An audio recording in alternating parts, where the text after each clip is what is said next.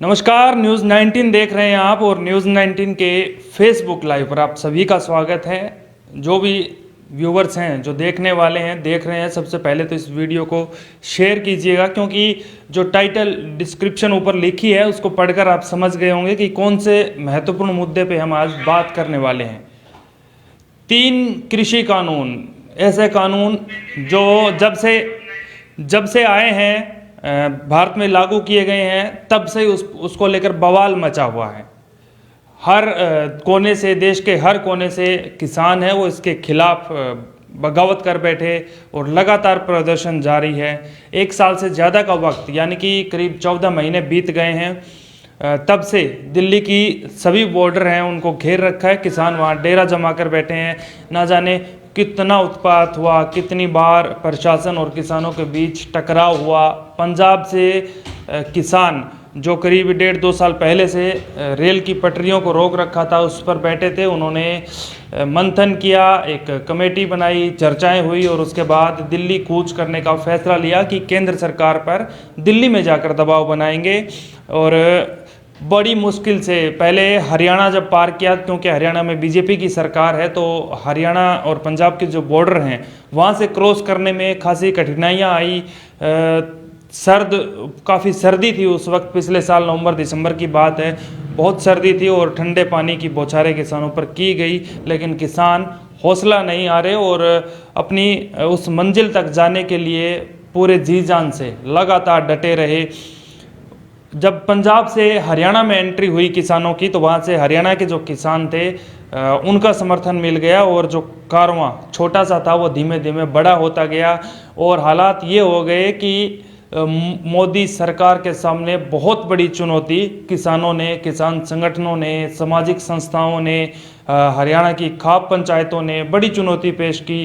कुछ मंत्री जो बीजेपी में होने के कारण खुले दिल से तो किसानों का समर्थन नहीं कर पाए, लेकिन पीठ पीछे उन्होंने ऑफलाइन किसानों को समर्थन भी दिया। और हरियाणा के लिहाज से, क्योंकि हरियाणा में बीजेपी की सरकार है, बड़ी बात यह है कि हरियाणा के अंदर किसानों ने फैसला किया कि बीजेपी का कोई भी मंत्री और संगठन का कोई भी जो अधिकारी है, उस सदस्य है, उसको कोई भी प्रोग्राम हरियाणा में नहीं करने दिया जाएगा।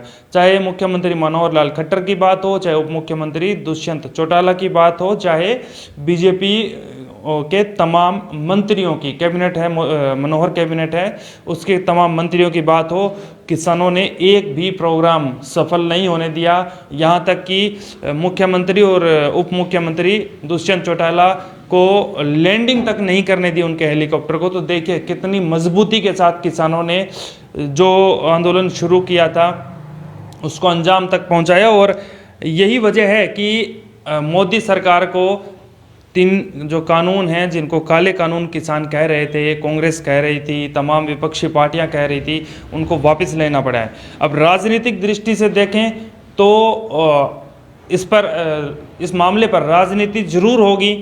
क्यों होगी, इसका कारण है आने वाले 4-5 राज्यों में विधानसभा चुनाव होने हैं। और कहा जाता है कि उत्तर प्रदेश भारत की राजनीति की धुरी है, यानी कि जिसने उत्तर प्रदेश जीत लिया उसने समझो पूरे देश पर राज कर लिया।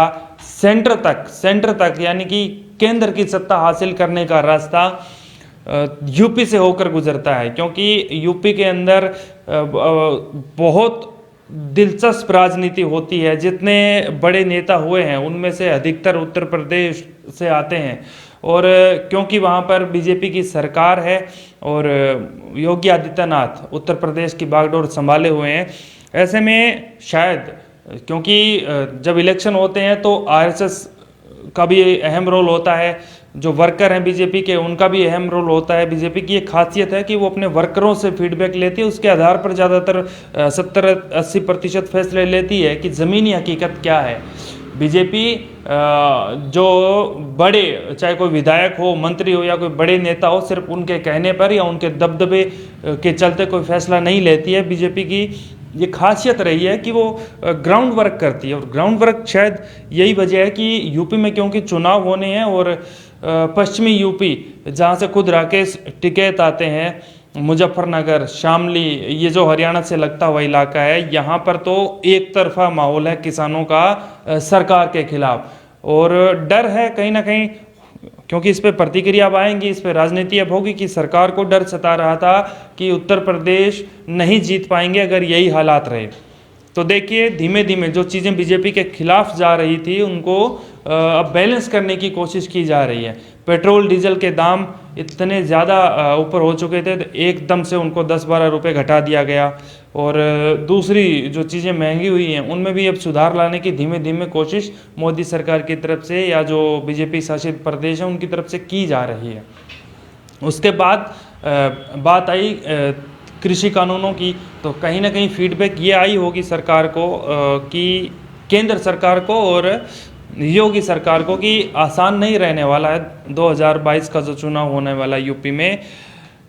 किसान जो संगठन है वो लामबंद हो रखे हैं सरकार के खिलाफ। और क्योंकि अभी कुछ दिन पहले पिछले महीने 28-29 तारीख को जो उपचुनाव के नतीजे आए थे अलग अलग राज्यों से, वहाँ पर इसका असर दिखा है। बीजेपी वहाँ नहीं जीत पाई है, हालांकि कांग्रेस ने अच्छा प्रदर्शन किया, लेकिन अलग अलग जगह पर अलग अलग दलों का प्रभाव रहा है। मेन बात खास बात यह है कि बीजेपी वहाँ से जीत नहीं पाई। हिमाचल के अंदर क्लीन स्वीप किया, कांग्रेस ने बहुत बेहतरीन प्रदर्शन किया। तो डर तो है बीजेपी को, केंद्र सरकार को भी डर है कि कहीं लेने के देने ना पड़ जाए। जिन 3 कृषि कानूनों को लेकर आप मौका भुनाने की कोशिश में है, कहीं ये तीनों कृषि कानून आपको सत्ता से बाहर ना कर दे, क्योंकि यूपी की सत्ता बहुत अहमियत रखती है। मैंने आपको बताया वहाँ से देश की बागडोर धुरी चलती है सत्ता की, तो वहाँ से ये फीडबैक जरूर मिला होगा कि एक बार के लिए इनको टाल दिया जाए। हो सकता है कि किसी नई रणनीति के तहत इस पर चर्चा करें। इस पर अब विस्तार से भी बात करेंगे। मेरे साथी हैं पुलकित सक्सेना। पुलकित जी आप आइए, और मैं चाहूँगा कि आप इसको लेकर कुछ अहम सवाल जो जनता के मन में है, हमारे दर्शकों के मन में है, उन पर आप चर्चा करें और फिर हम आपस में मिलकर विस्तार से इस पर बात करेंगे। देखिए, सबसे पहले तो ये एक बहुत अच्छा प्रधानमंत्री नरेंद्र मोदी के द्वारा किसानों के हित में फैसला लिया गया है, और एक गुरु नानक पर्व जयंती भी है, और इसी के साथ साथ जो ये किसानों को एक अच्छी सौगात दी गई है, इससे किसान तो खुश होंगे ही, साथ ही उनका जो अभी इतने लंबे समय से प्रदर्शन देखने को मिल रहा था टिकरी बॉर्डर, और जो लंबे लंबे अरसे से वहाँ पे किसान बैठे हुए थे, लगभग 1 साल तो इनको हो ही गया था। बिल्कुल। और इसी के चलते हुए जब ये खत्म होगा तो ये किसानों के अंदर तो खुशी देखने को ही मिलेगी। लेकिन हम वहीं बात करें तो इसको सियासी हलचलें इससे तेज हो जाएंगी, क्योंकि जो विपक्षी पार्टी है कांग्रेस, वो इसके ऊपर कहीं ना कहीं गरमाती हुई नजर आएगी और बीजेपी को घेरती हुई भी नजर आएगी। हालांकि बीजेपी में प्रधानमंत्री नरेंद्र मोदी ने इस पर बड़ा फैसला लिया है और किसानों के हित में फैसला दिया है, लेकिन कहीं ना कहीं एक बार फिर से किसान और वहीं जो ये विपक्षी पार्टी है वह दोनों मिलकर के एक संगठन भी बना सकते हैं और वहीं प्रधानमंत्री को घेरते हुए भी नजर आ सकते हैं। लेकिन अगर हम वही बातचीत करें तो किसानों ने भी ये जो 1 साल का प्रदर्शन था, 1 साल का धरना प्रदर्शन देखने को मिला किसानों के द्वारा, इसमें कई हद तक ऐसी हरकतें करी थी जिससे देश को भी शर्मसार होना पड़ा था। जिसमें आपको पता ही है कि 26 जनवरी के दिन लाल किले के ऊपर जो हिंसा का देखने को मिला था, और ऐसी कई प्रकार की हिंसाएं किसानों के द्वारा भी देखने को मिलती कि ट्रैक्टर चढ़ा दिए जा रहे थे, और कई ऐसी मुद्दे भी सामने आए थे जिससे जो विपक्षी नेता थे वो हावी होते हुए नजर आ रहे थे। तो कहीं ना कहीं चुनावी हलचलें तो अब बढ़ जाएंगी, और वहीं बीजेपी को अब इसका खतरा भी मंडराएगा, क्योंकि विपक्षी पार्टी के सवालों के जवाब उनको एक ना एक बार फिर से देने पड़ेंगे। तो विकास जी, मैं आपको सबसे पहले तो बता दूं कि प्रधानमंत्री ने एक अच्छी सौगात दी है, लेकिन इस सौगात से अभी कहीं ना कहीं बीजेपी को क्या क्या डर सता रहे हैं, आप सबसे पहले तो वो बताइए। देखिए पुलकित, ये जो 14 महीने बीते हैं, एक दिन भी ऐसा नहीं लगा कि केंद्र सरकार या जहाँ पर बीजेपी की सरकार है वो बैलेंस में है। असहज दिख रही थी तमाम सरकारें, डर था। और ये देखिए एक ऐसा डर, अदर्शित डर जिसको हम कह सकते हैं, बीजेपी को फीडबैक मिलती है, ज़रूर मिलती है कि कहाँ कैसा माहौल है। अदृश्यत डर मैं इसलिए कह रहा हूँ कि वोट की चोट जब होती है तब पता नहीं चलता कि किसने आपके पक्ष में डाला है, किसने आपके खिलाफ डाला है। मोदी सरकार को डर था, अब इसको समझना होगा। जब से ये कानून आए हैं और सरकार ने इनको धरातल पर उतारा है, तो इनका कोई ज़्यादा फ़ायदा नहीं दिखा है। किसान बार बार एक बात कह रहे थे क्योंकि इसमें जो बड़े रिटायर्ड अधिकारी हैं, आर्मी से रिटायर्ड अधिकारी हैं, जज हैं जो रिटायर हो चुके हैं, सब ने समर्थन दिया, सब ने इसको डीप स्टडी किया है। उस स्टडी करने के बाद चीज़ों को सामने लाए कि ये तो हित में नहीं है, ये तो किसी एक व्यक्तिगत प्राइवेट किसी शख्स को फ़ायदा पहुंचाने के लिए इन कानूनों को लाया गया है। क्योंकि एमएसपी की मांग थी कि आप एमएसपी लागू कर दीजिए। सरकार ने कहा कि एमएसपी नहीं जाएगी, एमएसपी लागू है। बिल्कुल। हम भी देखिए किसान परिवार से आते हैं, हमें पता है कि एमएसपी जो कागजों में है वो वहाँ नहीं मिलती है। इतने बुरे हालात हैं। अब देखिए अब धान की आवक हो रही है मंडियों में। अगर मैं बात करूं, क्योंकि हरियाणा और पंजाब और यूपी, ये 3 ऐसे राज्य हैं जहां धान की आवक ज़्यादा होती है, और पंजाब में तो सबसे ज़्यादा धान की आवक होती है। वहाँ पर किसान, हरियाणा, अभी कुछ दिन पहले भी एक किसान ने वीडियो जारी किया था कि मैं 2 दिन से यहाँ मेरी ट्राली लेके किराए पे मैं ट्राली में धान चावल भर के लाया हूँ, और ये खरीद नहीं रहे हैं। ये कह रहे हैं कि हमें नहीं पता, आप कहीं ले जाइए। अब मोदी जी ये कहते हैं कि आप मंडी में बेचिए या मंडी के बाहर बेचिए, जहाँ आपका मन करे आप बेचिए, लेकिन वो किसान कह रहा है कि मैं तो मर जाऊँगा, मेरे बच्चे अब ठंड आ गई, स्वेटर मांग रहे हैं, स्कूल बैग मांग रहे हैं, जराब मांग रहे हैं, मैं कहाँ से ला के दूँ। ये कुछ ऐसी चीज़ें हैं, छोटे छोटे पॉइंट है जिनका, ये होती छोटी छोटी है लेकिन इनका असर होता है बहुत बड़ा होता है। एक तरह से देखा जाए तो अभी सर्दियों का मौसम भी शुरू होने वाला है, और किसान पिछली पूरी सर्दी भी धरना प्रदर्शन पे बैठे हुए थे। तो इस बार क्या प्रधानमंत्री नरेंद्र मोदी ने ऐसा किया, क्योंकि एक तरह से कोरोना का प्रभाव भी चल रहा है, दूसरी तरफ देखें तो दिल्ली के अंदर पॉल्यूशन ज़्यादा हो रहा है, तो इससे मौतों का डर भी कहीं ना कहीं सता रहा था। तो एक तरह से मोदी सरकार के लिए बड़ा खतरा मंडरा रहा था। सैकड़ों की संख्या में किसानों ने अपनी जान गंवाई है। धरना स्थल पर भी बहुत से लोगों ने खुदकुशी की है कि ये जो कानून है ये गलत कानून है, ये किसान के हित में नहीं है, देश के हित में नहीं है। ज़रा सोचिए, जब हम शहरों में रहते हैं, हम गांव से निकलकर हम आए हैं, हम शहरों में रहते हैं, गांव के अंदर नॉर्मल जो अपनी मंडी लगती है, नॉर्मल जो किसानों से हम खरीदते हैं, घिया 10-15 रुपए किलो खरीदते हैं, टमाटर 15-20 रुपए किलो खरीदते हैं, और जब यहाँ मार्ट में हम खरीदने जाते हैं तो उसका रेट 50-60-70 रुपए हो जाता है। तो उसी चीज़ को तो किसान डिमांड कर रहे हैं ना, कि अगर आपने ये लागू कर दिए, आप कह रहे हो कि जो प्राइवेट है कंपनियाँ वो इनको खरीदेगी, अलग अलग गोदाम भी आपने बना दिए, वहाँ से तो किसान को तो रेट मिलना नहीं है, और वो लोग क्योंकि वो सारा स्टॉक कर लेंगे, इसको समझिए आप, वो वहाँ से टोटल सरकार के, अगर जैसे सरकार के पास गेहूं ज़्यादा है तो सरकार उसको बैलेंस बना के रखती है, उसके भाव सरकार 1800-1900 में खरीदती है तो वो 2500-2800 रुपये में वापस मिल जाता है। बिल्कुल। लेकिन इसको आप प्राइवेट तरीके से, जब ये प्राइवेट एजेंसियां उसको खरीदने लग जाएगी, तो जैसे शुगर केन, एक किसान का गन्ना 2-3 रुपये का बिकता है, और वो शुगर केन आपको टुकड़ों में काट के अच्छे से छील के 150-149 रुपए का मार्ट में मिलता है। दिवाली की इसी चीज का तो किसान विरोध कर रहे हैं कि अगर आप अभी नहीं संभले तो हालात क्या हो जाएंगे।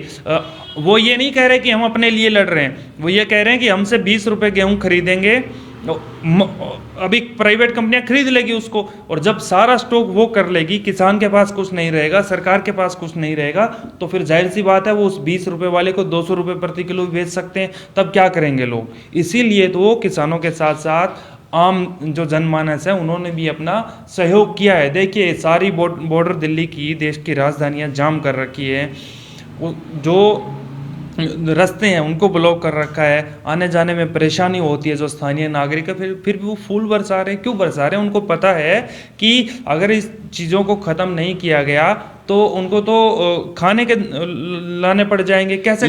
लेकिन अभी अगर देखा जाए तो पंजाब की बात करें हम, तो पंजाब के अंदर तो मुख्यमंत्री बदल दिए गए थे, जिनको चरणजीत सिंह चन्नी को नया मुख्यमंत्री बनाया गया था, और वहीं जो अमरिंदर सिंह थे, वो अमरिंदर सिंह अब नई पार्टी बनाने के उसमें समर्थन में नजर आ रहे थे कि वह नई पार्टी बनाएंगे, अपनी नई पार्टी का गठन भी करेंगे।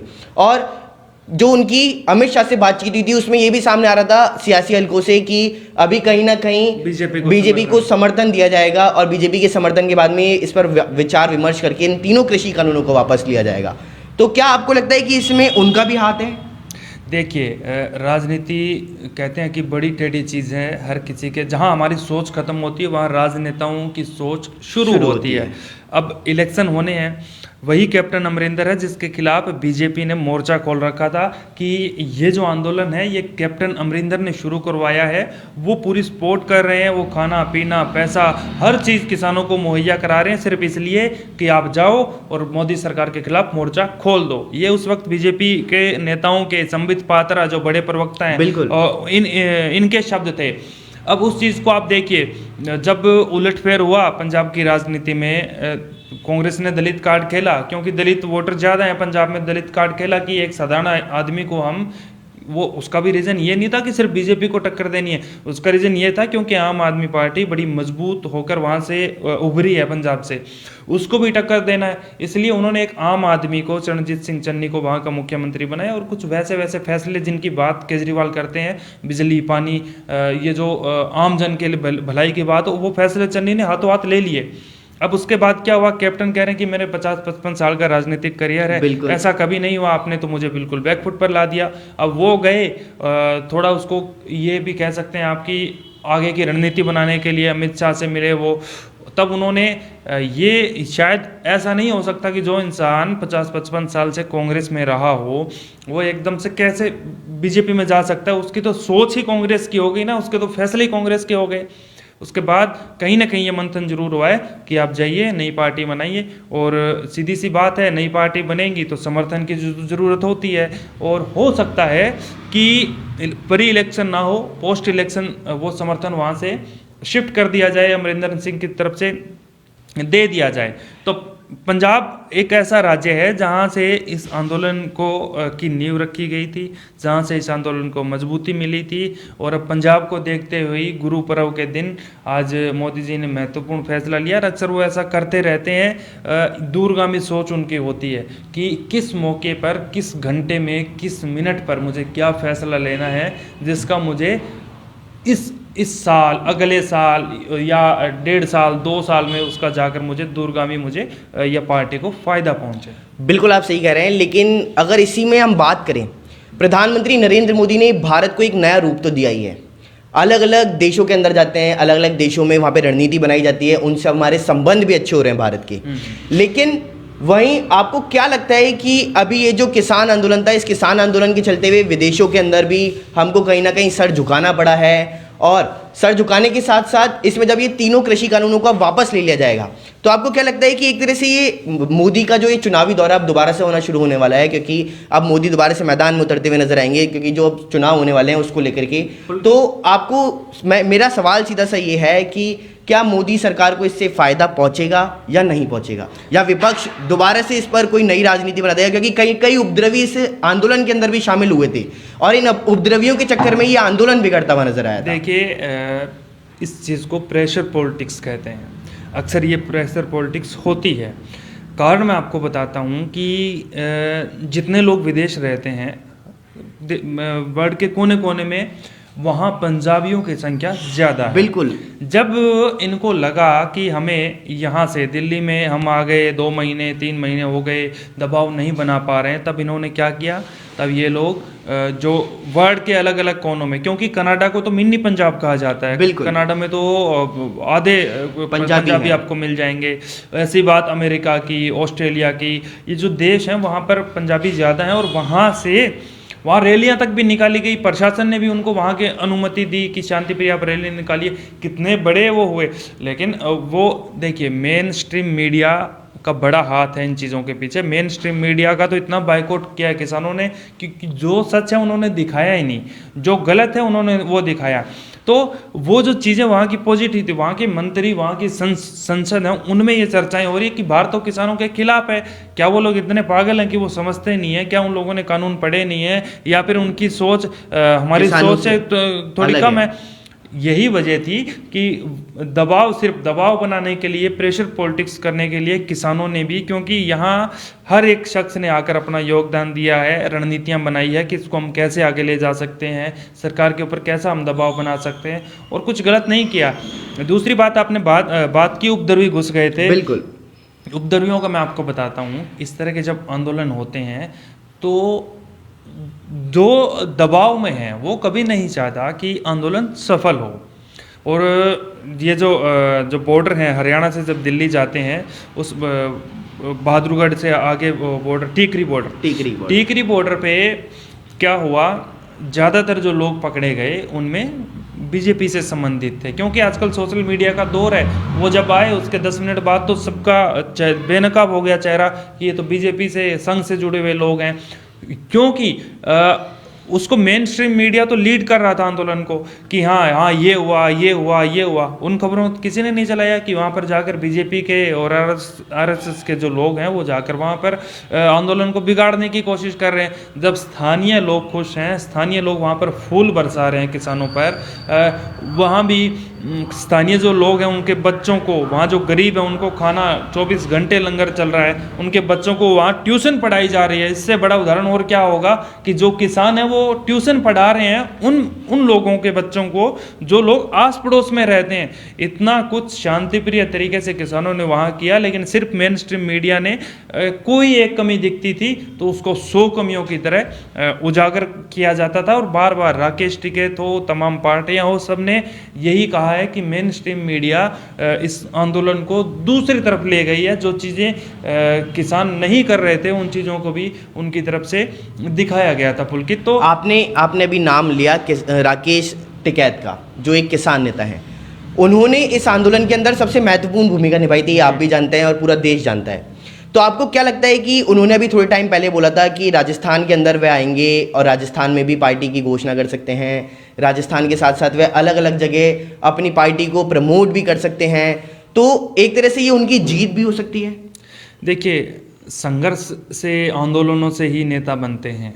अगर राकेश टिकैत, ये मेरी पर्सनल व्यक्तिगत राय है, अगर राकेश टिकैत नेतागिरी में उतर जाते हैं या फ्रंट में अगर चुनाव लड़ते हैं तो वो उनका करियर वहीं ख़त्म हो जाएगा। कारण क्या है, किसानों की बाबा महेंद्र टिकैत इनके पिताजी थे, किसानों की आवाज़ उठाई, प्रधानमंत्री तक उनके सामने सर झुका के बात करते थे, इतना बड़ा वो नाम था।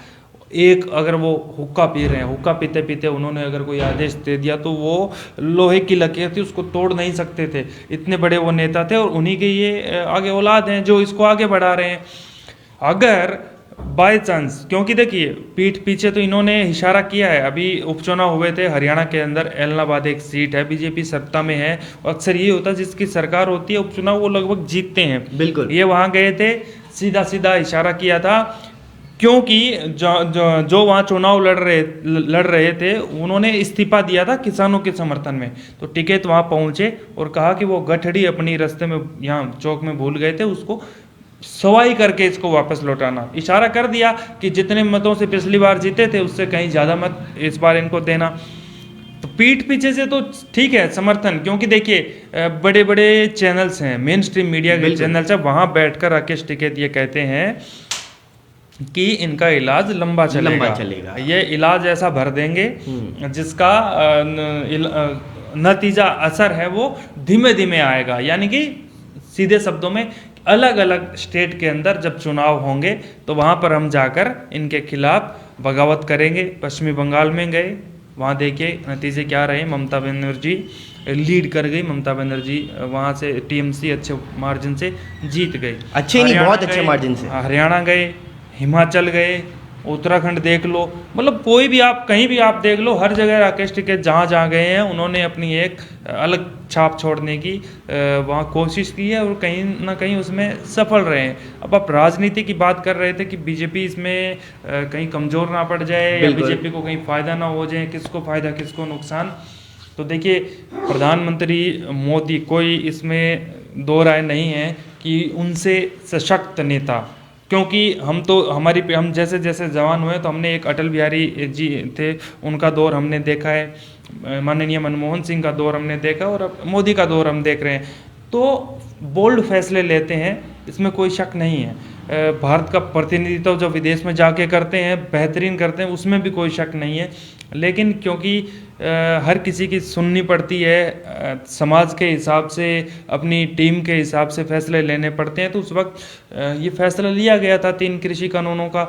लेकिन अब इनको लगा कि इतना लंबा वक्त गुजर गया है, किसान पीछे नहीं हटने वाले, और पंजाब और हरियाणा तो 2 ऐसे राज्य हैं, अगर आपने इन पर फैसला नहीं लिया, इनमें कुछ सुधार नहीं किया तो ये तो हाथ से निकल ही जाएंगे, बिल्कुल निकल जाएंगे, इसमें कोई शक नहीं है। इसी वजह से ये फैसला लिया गया है। अब देखिए कितना जल्द इस पे जो कमेटी बनेगी वो अपना फैसला सौंपती है, क्योंकि ये भी प्रक्रिया चलेगी, ये भी इसको बिल्कुल आप सही कह रहे हैं कि ये प्रक्रिया चलेगी और प्रधानमंत्री नरेंद्र मोदी ने तो आज बता ही दिया है कि 1 महीने के अंदर ये कमेटी पूरे इन फैसलों पे पूरा निर्णय ले लेगी और उसके बाद में आप सभी को बताएगी कि आखिरकार इसमें जो ये निर्णय लिया गया है उसको किस तरह से अमल में लिया जाएगा। लेकिन अभी इसमें बड़ी बात तो ये सामने आई है कि प्रधानमंत्री नरेंद्र मोदी ने तीनों कृषि कानून वापस लेने की बात कर दी है और वापस लेने के साथ ही किसानों को एक अच्छी सौगात भी दे दी है। आखिरकार इस पर और क्या कुछ नई अपडेट सामने आती हुई नजर आएगी, हम आप सभी को हमारे न्यूज़ 19 चैनल के माध्यम से ज़रूर अवगत कराते रहेंगे। फिलहाल इस रिपोर्ट में इतना ही और लाइव में इतना ही। फिलहाल इस रिपोर्ट और लाइव के अंदर तो इतना ही, लेकिन तमाम जानकारी के लिए आप हम सभी के साथ में जुड़े रहिएगा। नमस्कार।